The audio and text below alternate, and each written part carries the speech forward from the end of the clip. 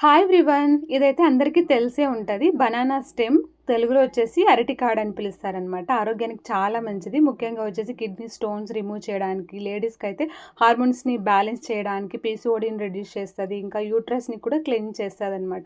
అలాగే బ్లడ్‌ని కూడా ప్యూరిఫై చేస్తది. హై ఫైబర్ ఉంటదనమాట. సో, నెలకు అట్‌లీస్ట్ ఒకసారైనా తీసుకుంటే మంచి రిజల్ట్స్ ఉంటాయి. కిడ్నీ స్టోన్స్ రిమూవ్ కావాలంటే వారానికి 2 టైమ్స్ జ్యూస్ ఫామ్‌లో తీసుకుంటే చాలా మంచిది. నేనైతే ఈరోజు కర్రీలాగా చేశాననమాట. ఈ బనానా స్టెమ్‌ని రౌండ్ షేప్‌లో కట్ చేసి సాల్ట్ వాటర్‌లో వేసుకోవాలి. ఎందుకంటే హై ఫైబర్ ఉంటది కదా! ఇది బ్లాక్ అయిపోతుందనమాట. తర్వాత చిన్నగా కట్ చేసి నేను స్టీమ్ చేసుకున్నా. దీంతో పాటు పెసలు కూడా నానబెట్టి స్టీమ్ చేసుకున్నాను.